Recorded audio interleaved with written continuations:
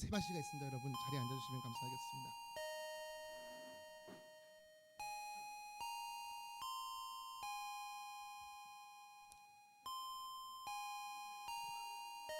네. 준호가 시연이 형이 엄청 좋은가 보구나. 네, 오늘은 저희가 지난주에는 이제 부활절 길거리 찬양을 나가서 저희가 세바시를 하지 못했고요. 그 전주에는 저희가 형태를 바꿔서 예배를 드렸기 때문에 세바시를 진행하지 않았고, 오늘 세바시 6번째 시간을 진행하도록 하겠습니다. 우리 강유진 목자님 앞으로 나와주셔서 스트레칭으로 함께 섬겨주시면 감사하겠습니다.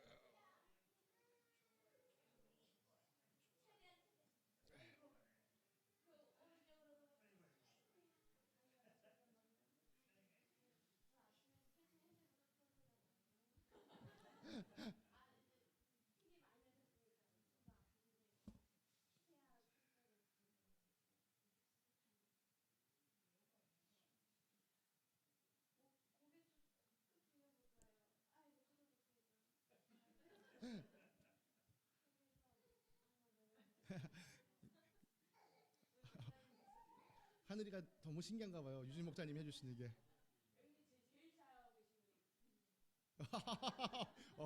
야, 스트레칭에 네, 1등으로 또 꼽히셨습니다.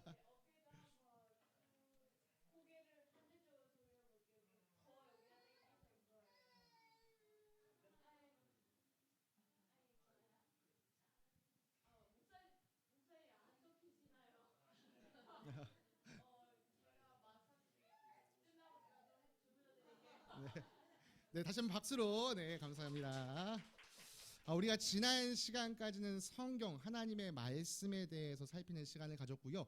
오늘부터는 하나님에 대해서 좀 살피는 시간을 가지려고 합니다. 다른 말로 하면 신에 관해서 우리가 신론을 살피는 것이라고 할 수 있는데요. 이 하나님에 관해서 살피기 전에 우리가 이제 성부 하나님, 성자 예수님, 또 성령 하나님을 살피기 전에 이 하나님, 이 신에 대해서 먼저 함께 좀 이야기를 나누기 원합니다. 신은, 하나님은 존재하는가?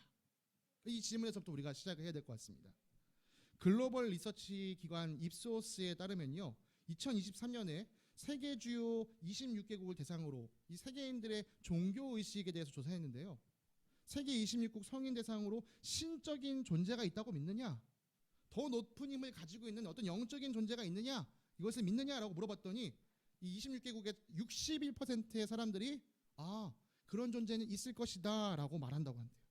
그런데 26개 나라 중에 한국은 25위인데 33%만이 신의 존재를 믿는다, 영적인 존재를 믿는다라고 말했고, 한국보다 이걸 더 안 믿는 나라가 일본밖에 없다는 거, 26개 중에서는. 그러니까 우리는 어떤 사회가 살고 있습니까? 하나님이 없다라고 말하는 사람이 3명 중에 2명인 상황 가운데 우리가 지금 살고 있는 거예요. 하나님이 있다, 신이 있다라고 보는 관점을 우리는 유신론이라고 얘기하고요. 반대로 신이 없다, 신이 존재하지 않는다라고 말하는 관점을 무신론이라고. 네. 하나님을 포함한 모든 신적인 존재를 얘기하는 겁니다. 네. 그런데도 불구하고 33%밖에 한국 사람들은 믿지 않는다고 하더라고요. 네. 그러니까 영적인 존재까지 포함해서도 33%밖에 믿지 않는다. 그래서 말씀드린 것처럼 우리가 크게는 이 신적인 존재가 있다라고 보는 것을 유신론, 신적인 존재가 없다라고 말하는 것을 무신론이라고 하는데요. 여러분, 이 두 안경이 매우 중요합니다. 사람들은 이 두 안경 중에 하나를 반드시 쓰게 되어 있어요. 물론 이 유신론 안에서도 좀 더 세부적으로 살필 수 있고 무신론 안에서도 세부적으로 살필 수는 있지만, 특별히 이 두 안경 중에 하나는 반드시 쓰게 되어 있습니다. 오늘날 많은 사람들이 이 무신론의 안경을 쓰고 세상을 바라보지만요, 사실 무신론이 이렇게 오늘날처럼 멀리 퍼지게 된 것이요, 그렇게 오래된 일이 아니에요. 물론 오래전부터 하나님을 믿지 않는 사람들, 신의 존재를 믿지 않는 사람들이 있었습니다. 성경에도 보면요, 다윗이 쓴 시편에요, 이런 얘기가 있어요. 하나님이 없다 하는 사람들이 있다. 어리석은 마음으로 하나님이 없다라고 말하는 사람들인데 그들은 한결같이 썩어서 더럽고 바른 일을 하는 사람이 아무도 없다. 다윗이 주님 오시기 전 1000년 전, 약 1000년 전의 사람이라고 하니까 이 주전 10세기 전에도 하나님이 없다라고 말하는 사람들이 있었던 거예요. 역사적인 기록을 찾아보면요, 또 주전 6세기에 인도에 있었던 이 차르바카 사람들은요, 무신론에 입각한 철학을 가지고 있었습니다. 또 고대 그리스 철학자들 중에서도 신이 없다라고 주장한 사람들이 있었는데, 요 구석에 동그란 원 보이시나요? 이게 아테네 학당이라고 하는 그림인데요. 이 아테네 학당에 이제 52명의 그 유명한 이제 그리스 시대의 철학자들을 막 이렇게 그려놓은 건데, 시대를 막론하고 그려놓은 건데, 요 끝에 있는 동그라미 속에 있는 사람이 이 멜로스의 디아고라스라는 사람인데, 이 사람이 주전 5세기 역사상 처음으로 등장하는 무신론자였습니다. 이 사람은 이렇게 얘기해요. 아니, 하나님이, 정의로운 하나님이 있다면 이 세상에 왜 악이 있는 거냐, 이런 걸 이야기하면서 하나님 없다라고 주장했었습니다. 그리고 그 아래 동그라미 이렇게 받치고 있는 사람, 이 사람은 주전 300년 전에 살았던 에피쿠로스라는 사람인데요. 이 사람은 사실 무신론보다는 유신론에 가깝지만, 이 사람은 어떤 생각을 가졌냐, 하나님은 존재하지만 이 세상에 관여하지 않으신다라는 이신론을 주장했던 사람입니다. 또 비슷한 시기에 시오도르스라는 사람이 있었는데, 이 사람의 별명이 뭐였냐? 별명 자체가 무신론자였어요. 여러분, 신의 존재에 대해서 의심하기 시작하기, 이런 의심이 깊어지기 시작한 것은 언제부터냐? 16세기 르네상스를 통해서 이 인간 중심적인 사고가 부활하기 시작했고요. 그 이후 17, 18세기 동안 계몽주의가 퍼지면서 사람들은 이성, 과학, 자유 사상을 강조하기 시작했습니다. 내 머리로 이해되는 것, 내가 경험하는 것, 그것이 더 중요해. 그러면서 19세기에 이르러서는요, 철학적 무신론이 전성기를 잡기 시작하고, 20세기에 들어와서는 세속주의와 과학 만능주의로 오늘날과 같은 이런 무신론이 자리를 잡게 된 거예요. 그러니까 16세기 이전에 그 긴 세월 동안 사람들은 신의 존재, 하나님의 존재를 거의 의심하지 않고 살았습니다.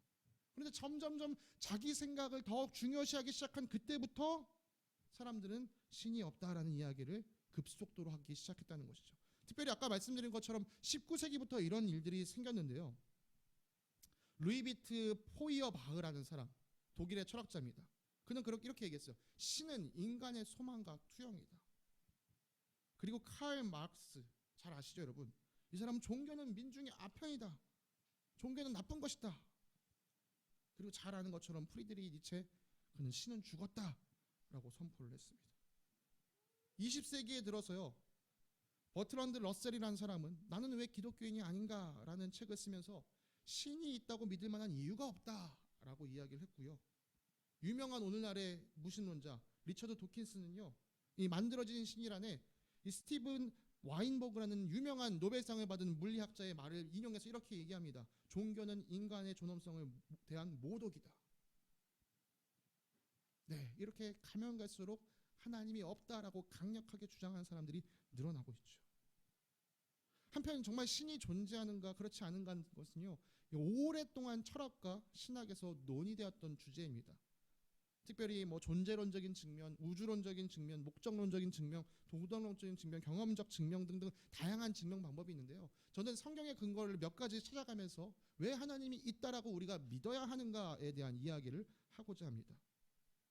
여러분, 눈에 보이지도 않고 만질 수도 없고 느낄 수도 없는 이 존재의 실체를 증명한다는 것은 사실 쉬운 일이 아니에요. 성경은요, 하나님이 존재하신다는 것에 대해서 증명해주지 않습니다. 대신 우리가 오늘 살폈던 말씀처럼 태초에 하나님이 천지를 창조하셨다라는 말로 선포합니다. 하나님이 계시다는 사실 그 자체를 선포해버립니다. 이 세상의 근원으로서 하나님을 소개하고 이 세상에 만들어진 것을 보고 하나님을 깨달으라 라고 이야기합니다. 네, 그래서 저는 첫 번째, 하나님이 계시다는 증거를 어디서 찾아야 되느냐? 만물에서 찾아야 한다라고 믿습니다. 하나님께서 만드신 만물을 살펴보면요, 이 세상을 만드신 하나님, 창조주의 존재를 부인할 수 없다라고 이야기합니다. 로마서 1장 20절입니다. 이 세상 창조 때로부터 하나님의 보이지 않는 속성 곧 그분의 영원하신 능력과 신성은 사람이 그 지으신 만물을 보고서 깨닫게 되어 있습니다. 그러므로 사람들은 핑계를 댈 수 없습니다. 시편에서는 이렇게 노래합니다. 하늘은 하나님의 영광을 드러내고 창공은 그의 솜씨를 알려준다. 저는요 이 만물을 보면서 하나님을 찾게 하신 것은 놀라운 지혜로운 접근이라고 생각합니다. 왜요? 아까 말씀드린 것처럼 하나님은 영이시기 때문에 우리가 볼 수도 없고 느낄 수도 없고 만질 수도 없습니다. 대신에 만물은 우리에게 보이죠. 느낄 수 있죠. 그 만물을 통해서 하나님의 존재를 생각하게 만드신 것이 정말 놀라운 접근이라고 생각합니다. 이것을 제대로 느낀 사람들, 만물에 담긴 하나님의 신성을 제대로 느낀 사람들은 하나같이 하나님을 찬양할 수밖에 없습니다. 주님은 크신 하나님이시요 모든 신들 위에 뛰어나신 왕이시다. 땅의 깊은 곳도 그 손 안에 있고 산의 높은 꼭대기도 그의 것이며 바다도 그의 것이며 그가 지으신 것이다. 마른 땅도 그의 손으로 빚으신 것이다. 여러분, 그래서요 과학을 깊이 연구한 학자들 중에서 하나님을 인정하는 사람들이 적지 않습니다. 과학을 연구하는 사람들은 자기가 증명하지 못한 것에 대해서 믿지 않을 것 같죠? 아니요. 정말 놀라운 그 유명한 대학에서 강의하는 수많은 과학자들 중에서도요, 자기가 연구하면 연구할수록 이건 내 지혜로 다다를 수 없는 것이 있구나, 그걸 느끼면서 하나님의 존재를 인정하는 사람들이 많이 있습니다. 하나님의 존재를 증명할 수 있는 첫 번째가 만물이라면요, 두 번째는 양심을 들 수 있습니다. 양심은 신의 존재, 하나님의 존재를 나타내는 증거입니다. 바울은 율법을 알지 못하는 이방 사람들도 사람의 본성을 따라서 율법을 지킨다라고 말합니다. 그리고 그들이 율법을 알지 못해도 그들의 마음에 있는 그 율법의 요구를 따르게 될 때 그들이 그 마음을 따라 판단받을 것이다. 그리고 그것이 양심이다라고 이야기합니다. 여러분, 아무도 없는 자리에서 잘못을 저지르는데 왜 마음이 콩닥콩닥합니까? 우리 안에 양심이 있기 때문입니다. 그 양심이 나를 감찰하시는 하나님의 존재를 인식하기 때문입니다. 그러나 여러분, 사람들이요 죄악을 반복해서 저지르면요 그 양심은 불에 지져진 피부처럼 무뎌지게 됩니다. 성경은 그것을 화인 맞은 낙인 찍힌 양심이다라고 이야기하죠. 이렇게 무뎌지면요 그 양심이 더 이상 작동하지 않게 되는 것입니다. 그래서 그런 사람들은 하나님이 계시다는 것을 알면서도 하나님을 영화롭게 해드리거나 감사를 드리기는커녕 오히려 생각이 허망해져서 그들의 지각 없는 마음으로 하나님이 없다라고 말하면서 우리가 아까 살폈던 질서 있는 삶이 아니라 혼돈한 삶을 살아갑니다. 그리고 자신만 그렇게 사는 것이 아니라 다른 사람에게도 그렇게 살아도 된다라고 이야기하죠. 네, 하나님이 계시다는 두 번째 증거가 양심입니다. 하나님이 계시다는 또 다른 증거를 저는 생명이라고 얘기하고 싶습니다. 물론 생명도 하나님이 만드신 만물 가운데 있지만요, 특별히 생명을 더 주목해 보기 원합니다. 여러분, 생명은 어디에서 옵니까? 생명은 생명으로부터 옵니다. 이건 부인할 수가 없어요. 최근에는 합성 생물학이라는 분야가 발전하면서 인공 미생물, 인공 박테리아, 인공 이런 것들, 인공 바이러스를 만들면서 이것 봐라, 아무것도 없는 이런 무기물질에서 생명이 만들어지지 않냐라고 이야기하지만요, 그것을 만드는 사람도 결국은 생명이 있는 사람이에요. 그것들끼리 알아서 있다 만들어지지 않고요, 그것들이 만들어질 수 있는 환경을 조성하는 사람이 생명을 가지고 있습니다. 생명은 반드시 생명을 필요로 합니다. 생명 없는 곳에서 생명이 생겨날 수가 없습니다. 성경은 생명의 원천이 주님께 있다고 말합니다. 주님께서 생명이 원천이 되신다는 증거가 무엇입니까? 부활입니다. 정말 완전히 죽어있는 예수님의 육신이 부활한 것, 생명이 하나님께 있구나를 완전히 드러내주는 것이죠. 여러분, 그런데요, 우리가 이렇게 여러 가지 증거를 통해서 하나님의 존재를 믿게 되었다라고 해서 하나님을 완전히 100% 알 수 있게 되는 것은 아닙니다. 성경은 이야기하죠. 주님께서 하신 일이 어찌도 이렇게 큽니까? 주님의 생각이 어찌 이다지도 깊습니까? 저는 다 깨달을 수도 없습니다. 이런 성경의 구절들이 반복됩니다. 주님의 위대하심은 측량할 길이 없습니다. 주님의 능력, 그 슬기는 우리가 다 헤아릴 수 없습니다. 누가 하나님의 길을 더듬어 찾아낼 수 있겠습니까? 주님의 어리석음이 나의 지혜론보다 더 뛰어납니다. 여러분, 우리는 하나님의 존재를 안다고 해서 하나님을 다 알 수는 없습니다. 이게 우리의 한계라는 사실을 인정해야 합니다. 우리는 하나님께서 자기 자신을 드러내 주시는 만큼만 알 수 있습니다. 여러분, 신의 존재를 부인하는 무신론과 신의 존재를 인정하는 유신론 모두 우리에게 믿음을 요구합니다. 신이 있다라는 것도 믿음을 요구하지만 신이 없다라는 것도 사실 우리에게 믿음을 요구하고 있는 것이죠. 즉, 우리가 어떤 믿음을 선택할 것이냐 결정해야 합니다. 신의 존재를 부정하면요, 어떤 일이 생길까요? 이해되지 않는 이 세상의 공백들, 도대체 이런 일이 어떻게 일어난 것일까? 그 이해되지 않는 세상의 공백을 허술한 논리로 막 메꿔 나가야 합니다. 그런 작업은 평생을 거쳐서 해도요, 완성할 수가 없습니다. 내가 못한 작업을 누군가에게 물려줘서 그 사람에게 해결하고 대를 이어도 그 작업은 완성할 수 없습니다. 그래서 무신론은 어떻게 끝납니까? 무신론의 철학은 대부분 허무주의로 끝납니다. 이래서 뭐해? 인생이 무슨 의미야? 그러나 신이 있다는 믿음, 특별히 성경이 말하는 하나님을 인정하는 믿음을 선택하면 모든 것이 분명해집니다. 이해되지 않았던 그 영역이 하나님으로 풍성하게 채워집니다.